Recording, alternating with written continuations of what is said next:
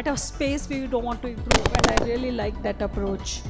And being in academics, I'm trying you to remind that STEM is not in the best of the spaces at present.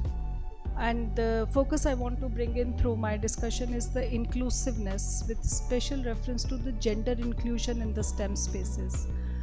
With regard to gender inclusion in the STEM spaces, what I have figured out through my research is that we have not been able to bring in women scientists in fold at parity with the men folk in these spaces.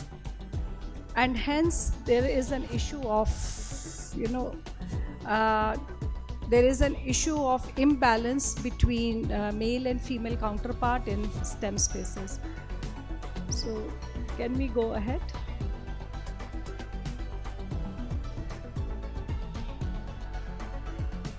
Thank you. This is a little background. Why I wanted to bring the background to you was just to share with you that what I'm trying to speak here, I've put forth at various forums, including, thank you, that will work. And the recent presentation of 3 decades of my experience in technology, as well as Indian ecosystem and global scenario, I figured out that inclusion in STEM is possible only when we have a more holistic approach. And while doing all that, there's some issue with this. Can you help me with the presentation there? Yeah, so that will be perfect. I'll give you a cue. Huh? So I just wrote a paper which got the best paper award through ITU, International Telecommunication Union, that how should inclusiveness be assured by inculcation of ethics, and those ethics in artificial intelligence, which is definitely an outcome of STEM, is going to be based on 3 pillars, which we'll talk later. We can move ahead. Thank you. The next slide, please. And there's been several laurels which has come to the work. We can go ahead. Thank you. So STEM basically, as per my thought process, requires 3 kind of approach at the same level. One is focusing on the ideas, second is focusing on the methods, and third is focusing on the values. So value part is what I'm going to talk about right now. No STEM outcome will do us good in case any of these 3 pillars go haywire.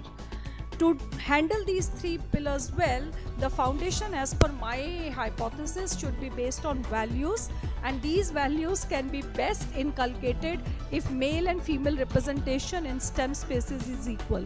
I'm not undermining the values available in the yang, which means the male counterparts, but I'm kind of more proud of what is available with the yin. Let's move ahead. Okay, so the outcome of STEM, as I said, is leading us to these 3 technologies, 3 kinds of technologies. One is everything to do with the classification of artificial intelligence, which includes robotics, drones, autonomous vehicles. Then we have second category, which is transparently immersive experiences, which include virtual reality, augmented reality, 3D printing, 4D printed, assistive technologies. Then we come to the last category of frontier technology emanating from STEM, which is digital platforms, which include IoT, Internet of Things. Now it is actually Internet of Everything, cloud computing, blockchain, and so on. Let's move ahead. Now these issues assailing the frontier technologies are several. I'm just giving you a glimpse into some. Let's go ahead, please. Thank you.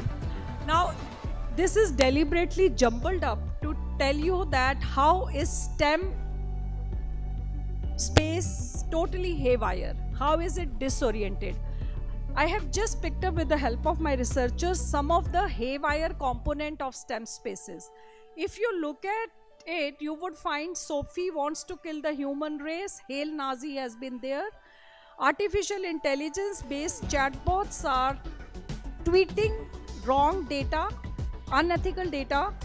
Artificially intelligence based machines are creating or simulating a reality which is totally like malfunctioning, and so on.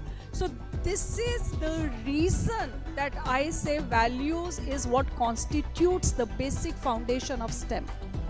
The outcome is right in front of you. I'm not building up a nightmarish scenario of future. I'm just giving you an insight into present. Let's move on. Thank you. So all these issues I've classified in 3 categories in STEM spaces. The first category is that machines are replacing humans in not just repetitive jobs, but also in predictive analysis. Now that is what is more frightening. Number 2, the vulnerabilities of the machine, including the cyber vulnerability, including the espionage, the kind of threat it brings to us at the national level, the kind of surveillance which is possible because of the authorities having control over technology, and the kind of violations which can happen in individual spaces because of technology, because of what is inbuilt into technology, is very frightening. I'm sure you would have read just 2 days ago how Alexa is streaming out our information to the servers which are controlling those products.